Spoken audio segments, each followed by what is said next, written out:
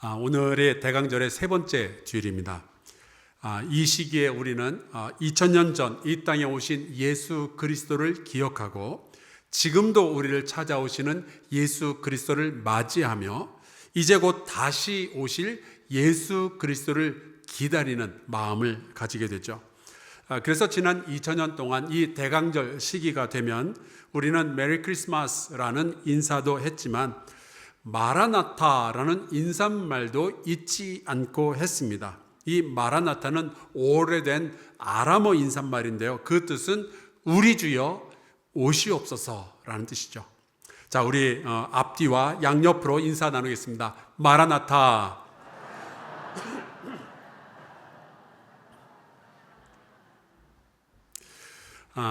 지난주에 이어서 마태복음 1장에 나오는 그 예수님의 족보를 통해서 하나님의 시간에 대해서 여러분과 함께 말씀을 나누려고 합니다. 여러분 요즘 그런 거 안 느끼시나요? 나이가 들수록 시간이 빨리 간다. 여러분 느끼시죠? 제가 그 초등학교 다닐 때는요, 학교에 가서 공부하면 쉬는 시간이 10분 주었습니다. 근데 생각해 보니까 10분 동안 별걸 다 했던 것 같아요. 화장실도 다녀왔고요, 친구들하고 제기도 찾고요, 여자아이들은 고무줄도 했고요, 남자아이들은 그 고무줄 끊고 도망갔고요. 10분 안에 이게 다 할 수 있었습니다. 제가 고등학교 다닐 때는 점심시간을 50분을 주는데 생각해보니까 밥도 먹었고요, 운동장에 나가서 축구 시합도 한 판을 했고요, 돌아와서 진 팀이 매점에서 싸온 빵을 먹어도 그래도 시간이 남았어요. 그런데 요즘은 점심 식사 한 끼만으로도 1시간이 부족합니다. 무슨 프로젝트 하나 하려고 하면은 하루가 훌쩍 지나가고요. 지난 주일날 설교 들은 거 얼마 안 된 것 같은데 벌써 두 번째 설교를 듣고 계시지 않습니까? 여러분 그거는 별거 아니에요. 올해가 시작된 지 엊그제 같았어요. 근데 벌써 12월의 중반이 지나가고 있습니다. 과연 우리의 시간은 점점 더 나이 들수록 빠르게 흘러가고 있는 것 같아요. 자, 그러면은 우리가 이런 질문을 해볼 수 있죠. 하나님의 시간은 어떤 속도로 흘러가고 있을까? 우리가 예수 그리스도의 재림을 기다리고 있잖아요. 그래서 그분이 언제 오시냐는 말이에요. 그분이 오신다고 약속하신 지가 벌써 2000년이 넘게 지났는데 언제 오시는 걸까요? 우리의 시간은 계속해서 흘러가고 있는데 하나님의 시간 속에서 우리는 지금 어디쯤 자리를 잡고 있는 걸까요? 우리는 얼마나 더 기다려야 되는 걸까요? 우리가 이렇게 살아보려고 세상에서 이렇게 뛰고 저렇게 뛰고 때로는 고통스러워하고 있는데 하나님은 어떤 시간대에서 어떤 시선을 가지고 우리를 보고 계시는 걸까요? 우리 아이들이 어린아이 시절을 예쁘게 보내고 나서 이제 청소년이 되면은 눈에 이제 도끼가 올라오기 시작하죠. 그러면서 막 부모님 들이받고 반항하고 그럴 때 우리 부모들이 하는 말이 있습니다. 이것도 다 지나갈 거다. 어떻게 알죠? 우리도 그 시간을 지나왔으니까 알죠. 조금만 더 참고 기다리면은 이 아이도 철이 들 거고 어느 날 부모님 고맙습니다 그런 소리를 하게 될 테니까요. 그래서 저희 부모님께서도 저를 청소년 시절 죽이지 않고 기다렸더니 이렇게 한사람교회 목사가 되지 않았겠어요. 하나님은 지금 우리를 그런 눈으로 바라보고 계실지도 모르겠습니다. 이 아이들, 이 사람들 조금만 더 기다리면 내게로 돌아오겠지. 왜냐하면 하나님께서 우리를 지으셨고 하나님이 우리의 인생을 아시니까요. 사람들이 그런 말을 합니다. 1년 앞을 내다보는 사람은 곡식을 심게 될 것이고 10년 앞을 내다보는 사람들은 나무를 심게 될 것이고 100년 앞을 내다보는 사람은 사람을 심게 될 것이다. 근데 요즘은 또 그런 말도 해요. 단 6개월 앞도 예측할 수가 없다고요. 세상에 코로나 팬데믹이 그렇게 급격하게 올 줄 누가 알았겠어요? 세상에 인공지능이 나온 지 얼마 안 됐는데 이렇게 빠르게 온 세상을 변화시킬 줄 누가 알았겠어요? 세상은 너무나도 빠르게 변하고 예측 불가능한 것 같습니다. 하지만 하나님은 100년이 아니라 500년, 1000년의 계획을 가지고 일하시는 분이시죠. 먼저 언약을 지으시고요, 사람들을 세우시고요, 사람들을 보내시고요. 그 언약을 성취하시는 분이십니다. 이게 때로는 100년씩, 1000년씩 걸려서 우리가 감히 다 내다볼 수도 예측할 수도 없지만 지금 일어나고 있는 일들은 우연히 벌어지는 사건이 아니라 하나님의 시간 속에서 하나님의 다스림 가운데서 벌어지는 일들이라고 믿습니다. 그러니까 여러분 주변에서 어떤 일들이 벌어지더라도 너무 두려워하거나 너무 절망하지 마시고 오직 여호와 하나님을 바라보시기를 주의 이름으로 축원합니다. 마태는 바로 그 이야기를 예수님의 족보 속에 담아놓은 거예요. 이 말씀을 기록한 마태는 전직이 세리였죠. 우리가 이제 한 가지 일을 오래 하다 보면 어떤 직업적 습관이라는 것이 생겨나게 됩니다. 제 아버지는 평생 목사로 사셨는데요. 이분의 직업병이 하나 있었어요. 집에 오셔서도 넥타이를 풀지 않으셨습니다. 생각만 해도 갑갑하지 않으세요? 전 그거 병이라고 생각했어요. 그런데 예전에 제 아내가 저한테 그러더라고요. 당신은 집에 오나 식당에 가나 어디에서나 목사같이 행동을 한다고요. 제가 잘 느끼지 못했던 갑갑함을 제 아내가 느끼고 있었던 것 같아요. 하지만 저는 그런 생각도 합니다. 목사가 목사 같아야지 스님 같으면 되겠어요? 마태도 이 세리라는 직업을 통해서 얻은 독특한 모습들이 있었습니다. 그 중에 하나가 문서를, 정보를 잘 정리하는 것이고 숫자에 굉장히 민감하게 반응하는 거죠. 세상에는 이렇게 마태처럼 숫자에 밝고 또 민감한 분들이 있습니다. 제가 대학에서는 산업공학을 전공했는데요. 제일 제가 어려워했었던 과목이 통계학이었습니다. 그런데 이 통계학의 전설처럼 이어져 내려오는 이야기가 하나 있어요. 바로 이제 조지 덴치그라는 사람의 일화인데 나중에 굿 윌 헌팅이라는 영화의 소재로도 사용이 되죠. 1939년 이 덴치그라는 사람이 UC 버클리의 박사과정 학생이었을 때 어느 날 이제 통계학 수업에 지각을 한 거예요. 근데 가서 보니까 수업은 이미 끝났고 칠판 구석에 문제가 2개 적혀 있더래요. 그래서 생각을 한 거죠. 이 교수님이 숙제를 내주셨구나. 그래서 이제 그거를 적어가지고 집으로 온 겁니다. 그리고 이 사람이 지각한 마음에 너무 미안한 나머지 며칠 동안 끙끙거리면서 이 문제를 다 풀어가지고 교수에게 제출을 한 거예요. 그런데 놀랍게도 그 문제들은요, 교수가 내준 숙제가 아니었고 통계학에서 풀리지 않는 난제들이었다 그러더라고요. 이 교수님이 세상에는 풀리지 않는 문제들이 있다 그러면서 수업 시간에 소개를 하느라 칠판에 적어놓은 건데 그걸 숙제인 줄 오해하고 집에 가서 그걸 풀어가지고 온 거예요. 세상에는 이렇게 숫자에 굉장히 밝은 사람들이 있습니다. 마태가 그런 종류의 사람이었어요. 숫자를 보면은 역사가 보이게 되고요. 역사를 보면은 그것을 숫자로 환원시킬 수 있는 그런 독특한 능력을 가진 사람이었죠. 그래서 마태복음 1장에 예수님의 족보를 정리할 때 그것을 14대씩 세 묶음으로 정리를 해놓습니다. 그리고 그렇게 14대에 정리된 그 족보를 우리가 묵상해 보면은 하나님의 시간은 우리 인간의 역사 속에서 어떤 식으로 흘러가고 있었는지를 우리가 알게 되는 거예요.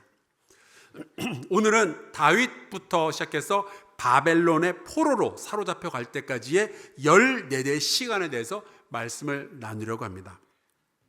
사실 아브라함부터 다윗까지의 14대의 시간은 때로는 고통스럽고 슬펐을지 모르겠지만 소망의 시간이었어요. 왜냐하면 시간이 흘러갈수록 잘 됐었거든요. 그런데 다윗부터 바벨론으로 14대의 이야기를 보면은 갈수록 엉망이 되어갑니다. 아브라함으로부터 다윗까지는 풍요로운 성취의 시간이었는데 다윗부터 바벨론 포로기까지는 상실의 시간이었어요. 여러분 그런 거 혹시 깨달아 보신 적 없습니까? 가지고 있을 때는 이게 얼마나 소중한지 몰랐는데 잃어버리고 나니까 비로소 그것이 얼마나 소중했었는지 깨닫게 되는 건요. 사람을 통해서, 건강을 통해서 잃어버리고 나니까 이것이 있어야만 했었구나라는 것을 알 때가 있죠. 이스라엘 백성이 그랬습니다. 그런데 이 다윗부터 바벨론 포로기까지의 이 역사를 보면은 시작부터 굉장히 이상했어요. 6절을 한번 볼까요? 이새는 다윗 왕을 낳으니라. 다윗은 우리아의 아내에게서 솔로몬을 낳고. 여러분 여기서 좀 이상한 거 안 보이십니까? 우리아의 아내면 누구 자식을 낳아야 돼요? 우리아의 자식을 낳아야죠. 그런데 왜 우리아의 아내가 다윗의 자식을 낳아요? 우리아의 아내와 다윗의 관계는요, 불륜의 관계였던 겁니다. 게다가 우리아의 아내는 이름이 따로 있었어요. 밧세바라고. 그러면은 다윗은 밧세바에게서 솔로몬을 낳았다. 그러면은 역사를 모르는 사람은 그냥 그렇구나 그러고 지나갈 수 있잖아요. 얼마나 깔끔해요. 그런데 굳이 다윗은, 이 마태는요, 다윗이 자기 아내가 아니고 남의 아내에게서 솔로몬을 낳았다라고 기록을 해놓습니다. 지금 다윗의 가문에 뭔가 이상 기류가 감지되고 있다는 것을 말하는 거죠. 다윗같이 믿음 좋았던 사람도 어떻게 될지 모른다는 거예요. 아브라함에게 주신 언약을 성취함으로 이제 그 다윗에게는 명예와 부귀와 힘이 생겨났는데, 그 다윗이 조금씩 하나님으로부터 벗어나고 있었던 겁니다. 물론 나중에 다윗은 혼나고 정신을 차리긴 했어요. 그런데 그의 아들 솔로몬 때로 가면은 이야기가 달라집니다. 솔로몬 하면은 우리가 주로 기억하는 것은 하나님께 일천번제를 드린 사람, 하나님께 지혜를 구했던 사람, 그렇게 알고 있죠. 그런데 이 솔로몬에게도 굉장히 잔인한 정치인의 모습이 있었어요. 그가 왕이 되는 과정에서 그의 이복 형제였던 아도니아를 처형해 버립니다. 그리고 아도니아 편에 섰다는 이유로 다윗 왕을 그렇게 많이 도와줬던 요압 장군도 처형시켜 버려요. 정치적으로 반대파에 속해 있었던 제사장 아비아다를 그 나라에서 추방시켜 버리죠. 물론 솔로몬은 하나님을 위해서 성전을 지은 사람입니다. 전 세계에서 가장 지혜로운 사람이었고요. 잠언을 지었고 전도서를 지었던 사람이죠. 정치도 잘해서 다윗이 쌓아놓은 그 토대 위에 각종 좋은 경제 정책들을 통해서 이스라엘을 부강하게 만들었던 사람인 것은 맞아요. 그런데 시간이 흘러가면서 그의 나이가 들어가면서 솔로몬은 조금씩 하나님의 곁에서 멀어지게 됩니다. 어느 날 우상 숭배하는 여자들을 만나요. 그리고 그들과 결혼을 하죠. 그리고 그들의 사랑을 얻으려고 했는지 그들이 섬기고 있는 우상을 나도 섬길게 하면서 덤벼들죠. 그러다가 열왕기상 11장에 가서 보면 결국 이런 구절이 나오게 됩니다. 솔로몬이 여호와의 눈 앞에서 악을 행하여 그의 아버지 다윗이 여호와를 온전히 따름같이 따르지 아니하고. 솔로몬은요, 하나님을 배신한 사람이었어요. 자, 그런 걸 보면은 우리가 나이 들어서도 여전히 믿음을 지키고 있다는 것이 얼마나 놀라운 은혜인지 모르겠습니다. 여러분은 죽을 때까지 이 믿음을 잘 지키시기를 주의 이름으로 축원합니다. 자, 이제 7절 말씀을 볼까요? 솔로몬은 르호보암을 낳고 르호보암은 아비야를 낳고 아비야는 아사를 낳고. 결국 이제 솔로몬이 죽고 나서 그의 아들 르호보암이 왕이 되었는데, 이 르호보암 때 이스라엘은 두동강이 나게 됩니다. 그 아버지 솔로몬이 세금을 너무 무겁게 매겼기 때문에 백성의 대표가 와서 르호보암에게 요청을 하죠. 이제 당신이 왕이 되었으니까 좀 세금을 낮춰주면 좋겠다고. 그때 르호보암이 그래요. 웃기지 말라고. 내가 오히려 세금을 더 많이 내리겠다고. 이 말을 듣고 나서 북쪽의 10지파가 마음을 돌려서 그럼 우린 갈라지겠습니다. 독립을 해서 새로운 나라를 만들게 되죠. 성경은 그런 식으로 이 나라가 두 쪽이 난 것을 이야기해줘요. 르호보암에 대한 기록이 이렇게 되어 있습니다. 르호보암이 악을 행하였으니 이는 그가 여호와를 구하는 마음을 굳게 하지 아니하였더라. 다윗과 솔로몬의 영광이 단 한 세도 이어지질 못했어요. 그 아들대로 못 갑니다. 그리고 그 이후로부터 이 이스라엘이라는 나라는 계속해서 기울어지기 시작해요. 물론 그 후손에서 히스기야라는 왕이 있었죠. 이 히스기야는요, 기도의 능력을 경험했던 사람이었습니다. 아수르의 군대가 침입을 해올 때 그가 기도를 하죠. 그래서 하나님은 하루 만에 그 아수르의 군대를 물리쳐 주셨어요. 또 히스기야가 나이 들어서 병이 들어서 죽게 되었을 때 그 히스기야가 또다시 하나님 앞에 엎드려서 기도를 합니다. 이런 기도를 했어요. 주여, 사람이 사는 것이 이에 있고 내 심령의 생명도 온전히 거기에 있사오니 원하건대 나를 치료하시며 나를 살려주시옵소서. 이 기도를 들으시고 하나님은 히스기야의 생명을 15년을 연장시켜 주십니다. 여러분, 그렇다면 만약에 여러분이 이런 놀라운 기적을 경험하셨다면 여러분은 평생 주님만 섬기며 살고 싶다는 생각 안 하시겠어요? 평생 주님을 찬양하며 사시지 않겠어요?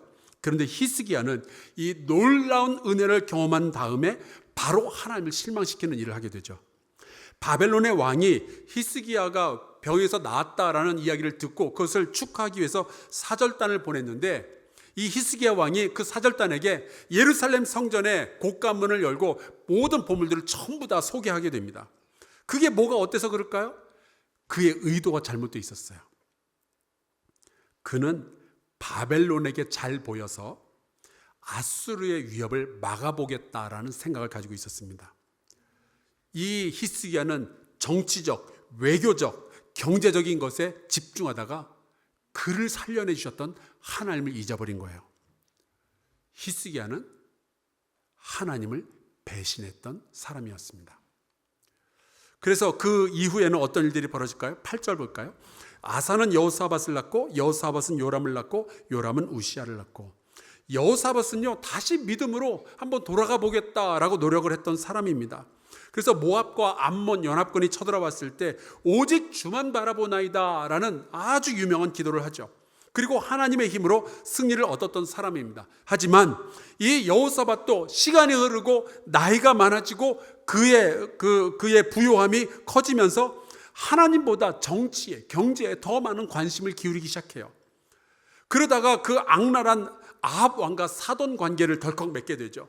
그리고 여호와를 미워하는 사람들과 연합하게 되고요. 결국 이 일 때문에 나라는 더욱 어려워지게 됩니다. 이 여호사밧도 하나님을 배신한 사람이었어요.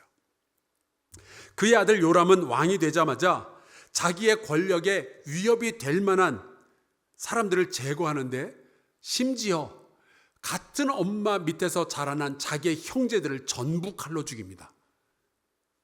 성경에 보면 이 요람은 그 어느 누구에게도 사랑받지 못하는 사람이 되어서 죽었다라고 기록이 되어 있어요.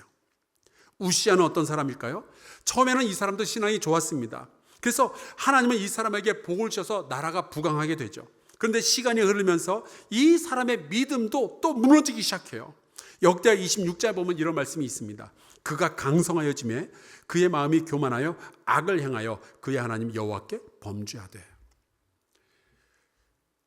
이 우시야라는 사람도 결국 하나님을 배신하게 되죠.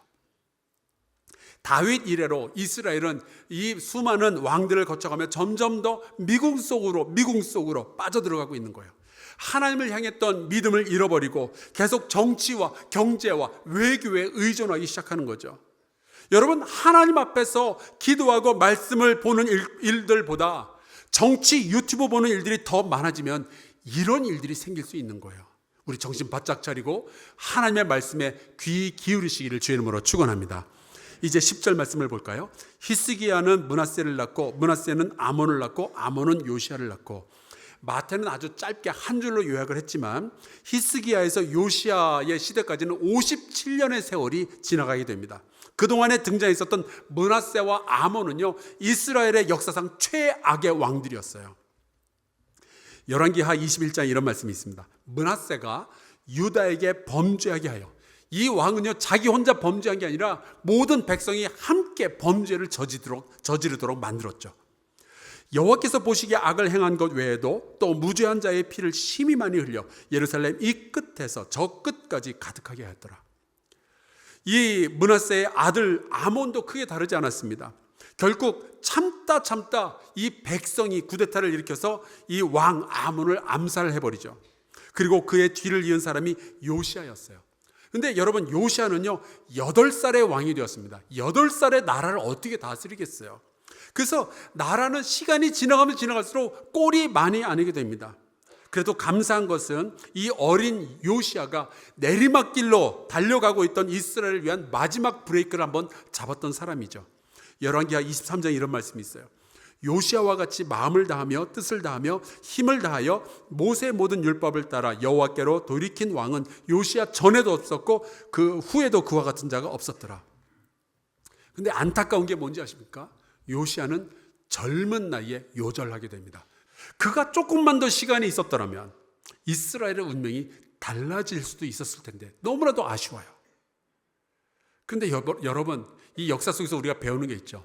시간은요 우리가 원하는 방식으로 흘러가지 않아요. 지금 우리가 건강하다고, 지금 우리가 좋은 직장 다니고 있다고 해서 만사형통하게 될지 우리는 모르는 거예요. 우리에게 얼마만큼의 시간이 남아있는지 우리는 알 수가 없어요. 결국 요시야의 후대로부터 이스라엘은 망하게 됩니다. 다윗의 찬란한 시대로부터 나라가 망해서 바벨론의 포로가 되기까지 420년 정도가 걸렸어요. 마태가 정리한 이 14대의 시대는요, 인간이 죄의 힘 앞에서 얼마나 무력한지를 보여주는 그런 시간이었습니다. 인간의 시간은요, 지나면 지날수록 죄를 짓는 일에만 더욱더 관심을 보이게 되는 거예요. 그래서 우리 신앙의 선배들이 하는 말이 있었어요. 주님을 의심하면 안 되겠지만 너의 믿음은 의심해 볼 때가 되었다고요. 우리가 잘 믿고 있는 것 같지만 지금 언제 어디서 무엇이 흔들리고 있는지 우리가 감찰해 볼 때가 있습니다. 우리의 믿음은 생각보다 쉽게 무너져요. 자, 그런데 이 420년 동안 이 14대의 망해가는 나라를 바라보며 하나님은 뭘 하고 계셨을까요? 우리가 이 인간의 역사와 이 왕들의 이야기를 보면 정말 갑갑하지 않습니까? 저들은 왜 그럴까? 저들이 왜 그럴까? 그런데 여러분, 하나님은요, 이 죄악의 시대에도, 이 절망과 이 상실의 시대, 모든 것을 잃어버리는 이 시대에도, 믿음이 흔들리고 있는 바로 이 시대에도 하나님은 이 백성을 버리실 수가 없으셨어요. 여러분, 자식이 아파서 축 늘어져 있을 때 부모는 가장 바쁘게 움직이기 시작하지 않습니까? 이스라엘의 모든 것이 엉망이 되어가고 있을 때, 그들의 영혼이 죽어가고 있을 때 하나님은 새로운 일들을 시작하시고 하나님의 사람들을 세우기 시작하시죠. 다윗이 죄를 지었을 때 나단이라는 선지자를 보내셔요. 나라가 남과 북으로 갈라졌을 때 저 유명한 엘리야와 엘리사를 세우십니다. 요엘과 오바댜를 보내셔서 돌아오라, 너희 하나님께로 돌아오라는 말씀을 전하시죠. 우시아의 시대에는, 그 죄악의 시대에는 이사야를 보내셨고요, 미가를 보내셨고요, 북이스라엘은 호세아와 아모스를 보내십니다. 요시아 왕의 시대는 스바냐 선지자를 보내셨고요, 나훔을 보내시죠. 하박국을 보내시고요, 예레미야를 보내셨습니다. 이스라엘이 점점 더 깊은 어둠 속으로 빠져들어갈수록 하나님은 더 많은 선지자들을 보내시고 더 애탄 음성을 이 백성들에게 전하셨어요. 그러던 어느 날 하나님이 이사야를 통해서 이런 말씀을 하십니다. 이사야 7장 14절. 그러므로 주께서 친히 징조를 너에게 주실 것이라. 보라, 처녀가 잉태하여 아들을 낳을 것이요 그의 이름을 임마누엘이라 하리라. 여러분, 임마누엘이라는 이름의 뜻이 뭔지 아시잖아요. 하나님이 우리와 함께 하신다. 여러분, 이 말씀은 이스라엘의 믿음이 제일 좋았을 때 주신 말씀이 아니었어요. 이스라엘 백성이 그 믿음을 전부 잃어버렸을 때, 그들이 죄에서 도무지 빠져나올 수 없었을 때, 그때 하셨던 말씀이죠. 이스라엘이 죄를 그렇게 짓는데도 하나님은 내가 너희와 함께 하겠다라는 약속을 주시는 거예요. 하나님 또한 미가 선지자를 보내셔서 이러한 말씀을 하십니다. 베들레헴 에브라다야, 너는 유다 족속 중에 장을지라도 이스라엘 다스릴 자가 내게서 내게로 나올 것이라. 그의 근본은 상고에 영원에 있느니라. 이스라엘이 14대라는 420년이라는 시간을 지나면서 점점 그들의 믿음도 다 무너지고 그들의 도덕도 다 무너지고 나라의 정치와 경제 전부 다 망해가고 있을 바로 그때 하나님은 이 나라를 위한, 이 죄인들을 위한 새로운 소망을 준비하고 계셨던 거예요. 사람들이 하나님께로 가질 못하니까 하나님이 사람에게 오실 준비를 하시는 거죠. 요시아의 시대에 스바냐 선지자는 이런 이야기를 전하게 됩니다. 이 이스라엘 백성이 가장 죄를 많이 저질렀을 때예요. 그들이 하나님 앞으로 돌아오지 못할 때 하셨던 말씀이 있죠. 너희 하나님 여호와가 너희 가운데에 계시니 그는 구원을 베푸실 전능자이시라. 그가 너로 말미암아 기쁨을 이기지 못하시며 너를 잠잠히 사랑하시며 너로 말미암아 즐거이 부르며 기뻐하시리라 하리라. 이스라엘이 하나님을 버릴 때 하나님은 그 이스라엘을 붙들고 계셨던 거예요. 도저히 버리질 못해서. 그리고 그들을 위한 구원의 새로운 계획을 가지고 계시는 거죠. 이 14대의 420년의 시간을 통해서 우리는 하나님을 잃어버린 백성의 삶이 어떻게 되는지를 보게 됩니다. 이스라엘 백성은 하나님 없이도 부강할 수 있다고, 부유할 수 있다고, 외교를 통해서 이 나라를 지킬 수 있다고 생각을 했었어요. 하지만 그들이 생각했던 그 어떤 계획도 맞지 않았습니다. 그들은 이 거대한 상실의 역사를 살아가면서 그들에게 정말로 필요했던 것이 무엇인지를 나중에 나라를 잃고 나서 깨달았던 거죠. 그들에게 필요한 것은 단 하나, 여호와께로 돌아가는 것밖에 없었어요. 이 14대의 역사가 우리에게 보여주는 놀라운 사실은, 마태가 우리에게 보여주고 싶었던 사실은요, 그렇게 이스라엘이 하나님을 떠났을 때에도 하나님은 단 한순간도 그들을 떠나지 않으셨다는 사실이죠.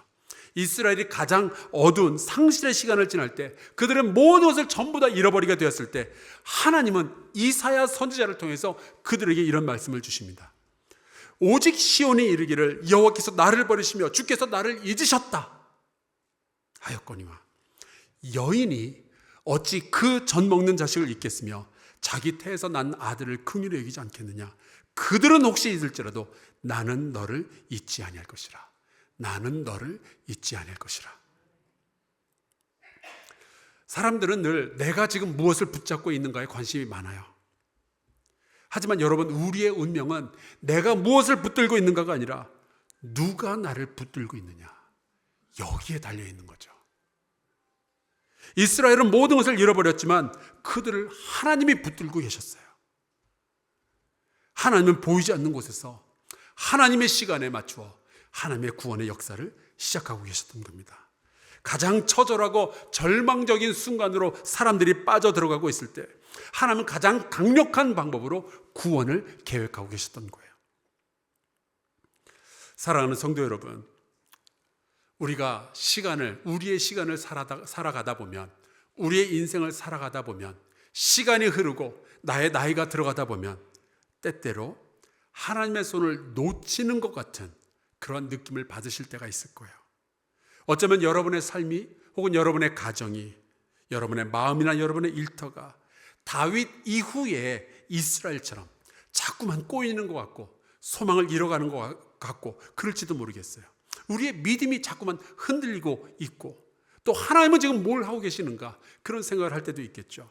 하지만 여러분, 마태가 우리에게 이야기해 주는 것은 너무나도 분명합니다. 하나님이 우리를 버리지 아니하신다면 우리에게는 여전히 소망이 있는 줄로 믿습니다. 하나님은 절대로 여러분을 버리지 아니하실 거예요. 하나님이 여러분을 창조하셨고 하나님이 여러분을 사랑하고 계시니까. 이 시대에 하나님이 저와 여러분에게, 그리고 이 대한민국에게 요구하시는 것은 딱 하나입니다. 내게로 돌아오라. 내가 너를 아직도 붙들고 있으니 내게로 돌아오라. 여러분, 우리의 인생이 힘들어질 때 하나님이 우리를 버리신 거 아니냐라고 생각하고 그렇게 말할지 모르겠지만, 여러분, 전혀 그것은 진실이 아닙니다. 성경은, 그리고 마태는 우리에게 힘주어서 말하는 것이 있어요. 우리는 돌아설지라도 하나님은 여전히 우리와 함께 계시죠. 우리는 떠날지라도 하나님은 전혀 우리를 떠나지 아니하십니다. 여러분, 올 한 해가 전부 다 지나가기 전에 우리를 놓지 아니하시는, 우리를 붙들고 계시는 그 하나님의 손을 여러분도 굳게 붙들고 우리의 미래를 주님께 의탁하는 은혜가 여러분 모두에게 있게 되기를 주의 이름으로 축원합니다. 하나님은 우리를 잠잠히 사랑하시며 우리를 기뻐하는 분이시거든요. 그 주님께서 우리를 살려주실 줄로 믿습니다. 자, 우리 함께 이 찬송 부르고 같이 기도하면 좋겠어요. 393장입니다. 우리는 변해도 주는 변치 않으시거든요. 언제든지 성실하게 우리를 지켜주시는 분이시잖아요. 늘 신실하신 그 하나님을 기억하며 찬양하고 기도하겠습니다.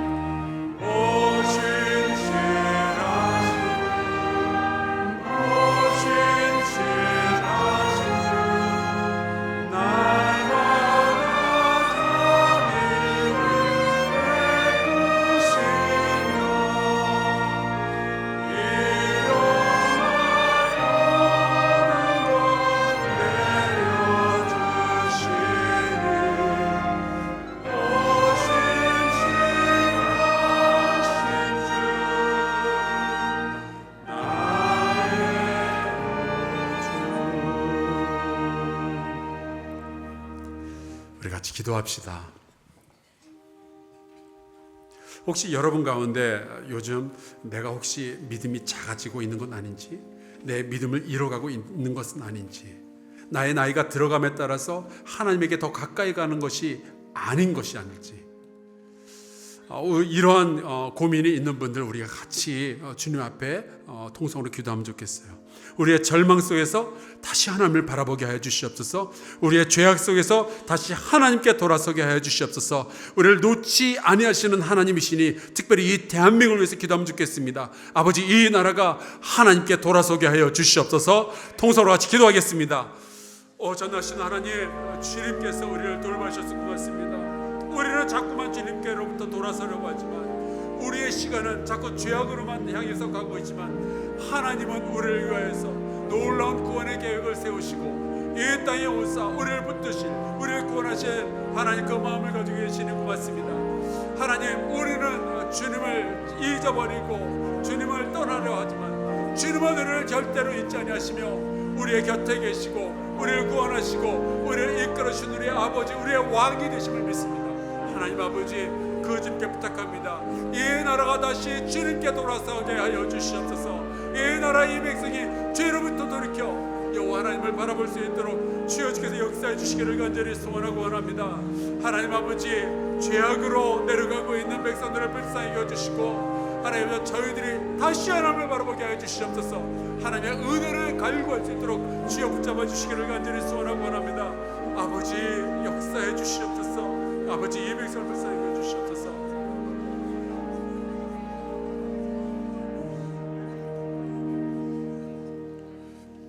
하나님 아버지, 주께서 우리에게 은혜를 베푸사 구원의 소망을 주시니 감사합니다. 이 땅에 복음을 허락하여 주시고 교회를 세우시며 이곳에서 주의 복음이 전파되어지게 해주시니 감사합니다. 예수 그리스도의 보혈로 우리가 구원받은 백성이 되게 해주시니 감사합니다.